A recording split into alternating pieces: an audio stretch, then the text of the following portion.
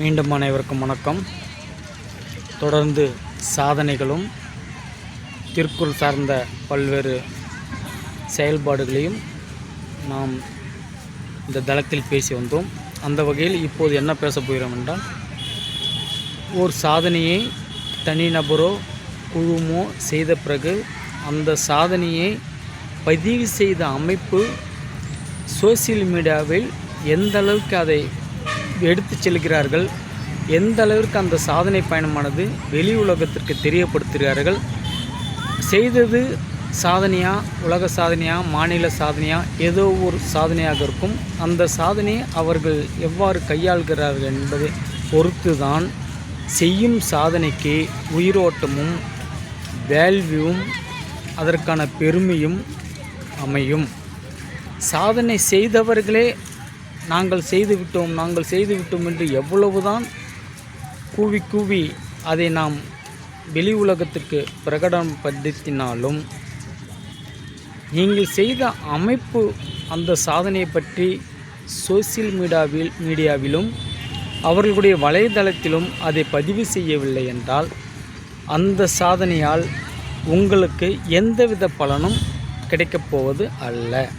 நாம் ஒரு சாதனை எதற்காக செய்கிறோம்? பெயர், புகழ், வருமானம், இல்லை நாளை வரலாற்றின் பதிவாக 4 பேருக்கு நன்மை செய்யும் விதமாக, ஏதோ ஒரு கோணத்தில் தன்னலம் கருதாமல் பொதுநல நோக்கோடு 4 பேருக்கு அது உதவியாக இருக்கும் என்று பல சிந்தனைகள் தான் அந்த சாதனையை நாம் பதிவு செய்கிறோம். நாம் செய்யும் சாதனை வெளி உலகத்திற்கு தெரியப்படாமல் அது இருட்டடிக்கப்படும் செயலாக இருந்தால் அந்த சாதனையை செய்வதனால் எந்த பலனும் இல்லை. சில மாதங்களுக்கு முன்பு புகழ்பெற்ற திருக்குறள் அமைப்பானது பல்வேறு இடங்களில் ஒரே நாளில் சாதனையை முன்னெடுத்தது. அதில் பல ஆளுமைகள் இணைந்து சாதனையும் படைத்தார்கள்.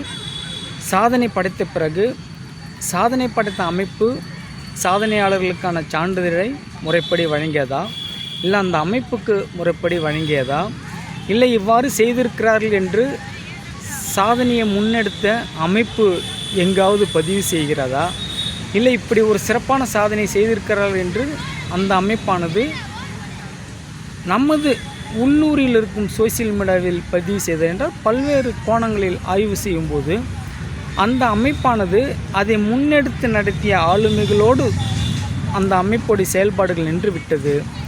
அதை முன்னெடுத்து நடத்திய ஆளுமை தான் அவர்களோடு பங்கெடுத்த அனைவருக்கும் சான்றிதழை பெற்றுத்தரும் ஒரு சூழலில் இருக்கிறார்கள். இதையும் நாம் கண்ணேராக பார்த்து கொண்டு தான் இருக்கிறோம்.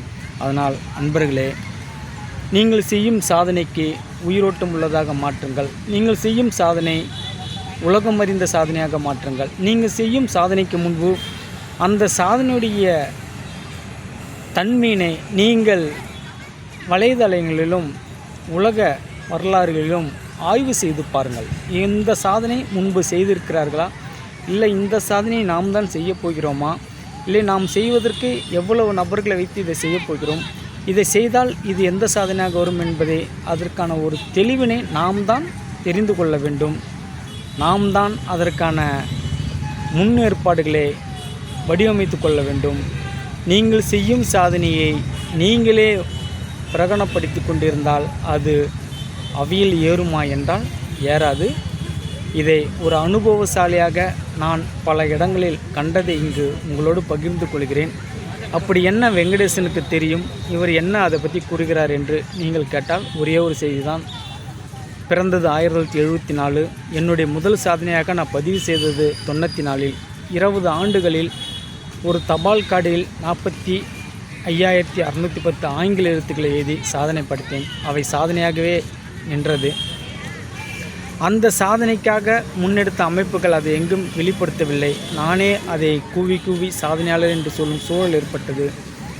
மீண்டும் என் பயணங்கள் 2011 வரையிலும் ஏறக்குறை 17 ஆண்டுகள் போராட்டத்தை பிறகு மீண்டும் ஒரு சாதனையை முன்னெடுத்தோம். அந்த சாதனை சோசியல் மீடியாவில் அதிக அளவில் பகிரப்பட்டது. அதோடைய வைராகியம்தான் 2011 சாதனையாளராக இருந்தால் பத்தாது, 12 சாதனையாளராகும், 13 சாதனையாளர் என்று 2025 வரையிலும் சாதனையாளர்களாக இருப்பதனால் இந்த இடைப்பட்ட காலகட்டத்தில் பல்வேறு அமைப்புகளுடைய செயல்பாடுகள் பல்வேறு அமைப்புகள் சான்றிதழ் தரும் அதோடைய வடிவமைப்புகளை உள்வாங்கி இது எது சிறந்தது எது சிறந்ததில்லை என்று உள்ளுக்குள் அதை பாடமாக படித்ததனால்தான் இன்று 2020 டிசம்பர் 15ஆம் தேதி all India book of record என்ற ஒரு அமைப்பின் உருவாகுவதற்கு காரணமாக அமைந்தது. அந்த அமைப்பில் இன்று வரையிலும் தரும் சான்றிதழ்கள் அனைத்தும் நேரடியாக தரும் கையெழுப்பமிட்ட சான்றிதழாக தான் இருக்கிறது. இணைய வழி சான்றிதழோ ஸ்கிரீன் பேப்பர் சான்றிதழோ அல்ல என்பதை இந்த நேரத்தில் கூறுவதில் பெருமை கொள்கிறோம். மீண்டும் பேசுவோம். எங்கள் சேனலை நீங்கள் சப்ஸ்கிரைப் பண்ணுங்கள். நன்றி.